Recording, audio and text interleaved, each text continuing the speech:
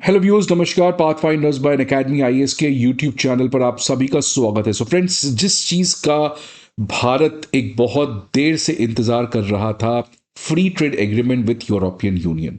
Friends, ये not because Bharat has special kind of love for European Union, because colonial powers को आखिरकार कौन ही trust कर सकता है, लेकिन जब बात आती है विकसित भारत बनने की, जब बात आती है प्रैग्मेटिक फॉरेन पॉलिसी की, जब बात आती है नेशन फर्स्ट पॉलिसी की, तो उस कॉन्टेक्स्ट में यूरोपियन यूनियन एक ऐसा समूह है जिसको आप भूल नहीं सकते हो, because collectively they have 27 countries. और अगर किसी तरीके से उन 27 कंट्रीज में हम एक प्रेफरेंशियल एक्सेस कर सके उनके मार्केट को, तो ये भारत के एक्सपोर्ट के लिए एक गोल्डन अपॉर्चुनिटी होगा। बिकॉज आज ऑल्दो भारत एक कंजम्पशन ड्रिवन इकॉनमी है, लेकिन अगर हमें डेवलप्ड कंट्री बनना है, अगर हमें मिडिल इनकम ट्रैप से आगे बढ़ना है, तो ऑब्वियसली एक्सपोर्ट हम इग्नोर नहीं कर सकते हैं।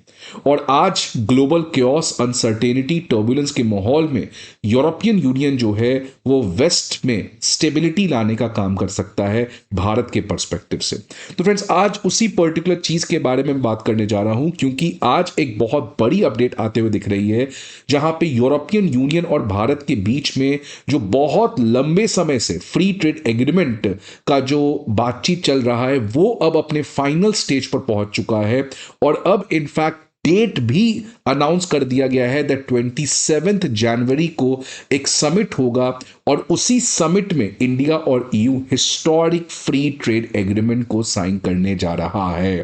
यूरोपियन यूनियन ने इस कॉन्टेक्स्ट में कहा कि ये फ्री ट्रेड एग्रीमेंट जो है वो एक लिविंग डॉक्यूमेंट होगा। अब ये लिविंग डॉक्यूमेंट क्या है, इसका मतलब क्या है, इसके बारे में कोई क्लैरिटी नहीं है, लेकिन एक बात तो क्लियर है कि इंडिया ईयू का जो फ्री ट्रेड एग्रीमेंट होगा वो आज के कॉन्टेक्स्ट में होगा। ये पुराने एफटीए टेम्पलेट पे नहीं बनाया जाएगा, जिसकी वजह से इंडिया और ईयू दोनों को प्रॉब्लम्स आ रहा था। इसीलिए आज जिस तरीके का वर्ल्ड ऑर्डर है, आज जिस तरीके के दोनों कंट्रीज की इकोनॉमिक प्रायोरिटीज हैं, उस कॉन्टेक्स्ट में एक लिविंग डॉक्यूमेंट, एक डायनेमिक डॉक्यूमेंट बनाया जाएगा, विच मींस कि एक इंटरेस्टिंग एफटीए आप एक्सपेक्ट कर सकते हैं। फ्रेंड्स, ये लिविंग डॉक्यूमेंट मैंने पहले भी सुना था, जब Bharat European free trade association, जो ईएफटीए कंट्री है, स्विट्जरलैंड, लिंक्टेनस्टाइन, उनके साथ जब हमने एफटीए किया था, और वो पहला एक ऐतिहासिक एफटीए था जहां पे भारत अपने मार्केट एक्सेस को प्रोवाइड किया, बट ऑन अ कंडीशन की यूरोपियन जो ईएफटीए कंट्रीज हैं वो भारत में एक सिग्निफिकेंट इन्वेस्टमेंट करेंगे। तो ये बताता है कि अब जो फ्री ट्रेड एग्रीमेंट भारत कर रहा है वो काफी पुराने तरीके से अलग है, बिकॉज पहले के फ्री ट्रेड एग्रीमेंट में हमेशा ये प्रॉब्लम आता था, भारत का ट्रेड डेफिसिट उस कंट्री से बढ़ जाता था, लाइक आसियान, लाइक जापान। इसलिए अब जो भारत एफटीए कर रहा है उसमें अपने इंटरेस्ट को सिक्योर करने के लिए काफी नए तरीके से एफटीए एग्रीमेंट्स को साइन कर रहा है।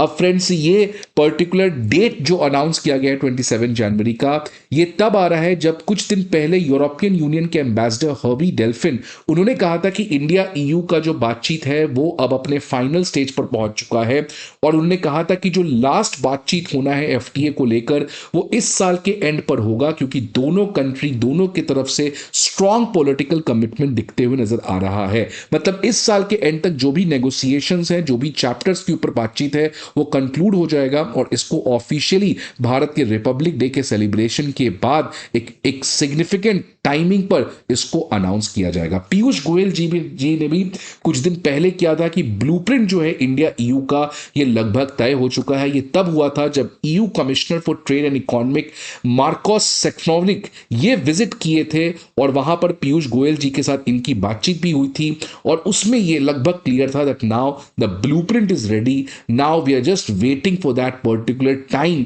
Date to announce and make this event a grand and a historic। Friends, इससे भारत की इकोनॉमी को एक मेजर बूस्ट मिलेगा। आपको ऑलरेडी पता है कि Q2 का जो रिजल्ट आया है 8.2% आया है, which is again a very significant. और अगर हमें विकसित भारत बनना है तो इस 8% के ग्रोथ रेट को हमें लॉन्ग टर्म में इंश्योर करना पड़ेगा, और उसके लिए एक्सपोर्ट मार्केट को कैप्चर करना बहुत जरूरी है।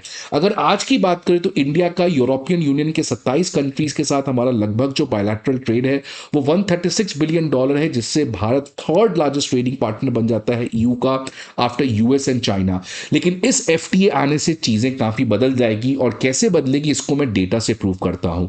ईयू और चाइना का जो ट्रेड है वो लगभग 800 बिलियन डॉलर है। आप समझिए इंडिया ईयू का 136 है, उससे लगभग 7 गुना ज्यादा चाइना और ईयू का ट्रेड है। और उसमें जो सबसे ज्यादा प्रॉब्लम है ईयू के लिए वो है ट्रेड सरप्लस। ये देख सकते हैं कि चाइना के साथ तो ईयू का ट्रेड सरप्लस है, बट यूएस के साथ यूरोपियन यूनियन का ट्रेड सरप्लस है। But when it comes for China, EU का एक मैसिव ट्रेड डेफिसिट है जो लगातार आप देख सकते हैं फ्रेंड्स बढ़ते हुए दिख रहा है। और अगर इस ट्रेड डेफिसिट को ईयू कम करना चाहता है तो ऑब्वियसली वो चाइना से डाइवर्सिफाई करके भारत की तरफ अप्रोच करेगा। और आप देख सकते हैं कि ईयू का जो ट्रेड डेफिसिट है वो लगभग 467 बिलियन डॉलर का है। अगर आप सोचिए फ्रेंड्स, इसका लगभग हम 25% भी शॉर्ट टर्म में कैप्चर कर सकते हैं इमीडिएटली, तो क्या हम डोनाल्ड ट्रंप के टैरिफ एग्रेशन को हैंडल नहीं कर सकते? आसान तरीके से हैंडल कर सकते हैं। और लॉन्ग टर्म में अगर इसका एक significant even if we get 50% of this particular share, मतलब 250 बिलियन डॉलर का एकाएक सरप्लस भारत का आ जाएगा ईयू के साथ, तो ये बहुत बड़ी अचीवमेंट हो सकती है। और ये बहुत आसान है बिकॉज ईयू, जैसे मैंने पहले भी कहा, कोई चॉइस नहीं है ईयू के पास। आज चाइना जिस तरीके से ईयू के लिए प्रॉब्लम क्रिएट कर रहा है, वो चाहे इकोनॉमिक प्रॉब्लम हो, पॉलिटिकल प्रॉब्लम हो, स्ट्रेटेजिक प्रॉब्लम हो, हर तरीके से प्रॉब्लम जो है वो क्रिएट कर रहा है। चाइना ने अपने आप को इंडस्ट्रियल पॉलिसी ऐसा बना रखा है जिससे डोमेस्टिक सप्लायर्स को बेनिफिट मिलता है, ह्यूज सब्सिडीज, गवर्नमेंट कॉन्ट्रैक्ट और favourable regulation, which means EU companies का चाइना में बिजनेस करना ये लगभग नामुमकिन है। और in fact just last week Emmanuel Macron ने यूरोपियन यूनियन की तरफ से कहा था दैट अगर चाइना इस चीज को कम करने का प्रयास नहीं करता है, देन जैसे अमेरिका चाइना के ऊपर सैंक्शंस लगा रहा है, टैरिफ लगा रहा है, वैसे ही यूरोपियन यूनियन भी वो भी चाइना के ऊपर टैरिफ लगा सकता है। तो मतलब फ्रेंड्स, मतलब ये कंप्लीटली बताता है कि China EU relation has decline to a significant और heading towards a significant breakdown, and this is a opportune moment for India to take that historic leap with European Union, जिसकी वजह से भारत का एक्सपोर्ट इंजन जो है वो काफी तेज rate से ड्राइव करेगा। जैसा मैंने पहले भी कहा कि already EFTA, Norway, Iceland, Liechtenstein, Switzerland, इन 4 कंट्री के साथ हमारा एक बहुत ही नया तरीके का एफटीए हुआ है। अब बाकी यूरोपियन यूनियन के साथ 27 जनवरी को एफटीए हो जाएगा, मतलब पूरे यूरोप के साथ ही। और मैं आपको बता दूं, रशिया के साथ भी इधर बातचीत चल रही है, अभी पुतिन जी आए थे तो बातचीत हुई है। मतलब पूरे यूरोप कॉन्टिनेंट के साथ भारत का अगले साल तक एफटीए होगा। इससे और क्या बड़ा बात हो सकती है फ्रेंड्स कि भारत का कोई भी गुड यहां पे जाएगा तो वो फ्री ऑफ कॉस्ट जाएगा, जिससे भारत के लिए जो कंजम्पशन मार्केट है वो ग्लोबल हो सकता है। और यही सेम टेम्पलेट को यूज करके चाइना भी यहां तक पहुंचा है। अब फ्रेंड्स, ये पर्टिकुलर चीज की सबकी इंतजार है जब रिपब्लिक डे पे यूरोपियन यूनियन के टॉप लीडर्स जो हैं वो चीफ गेस्ट की तरह आएंगे। उसी के अगले दिन 27 जनवरी को समिट होगा और वहां पे एफटीए को फॉर्मली अनाउंस किया जाएगा।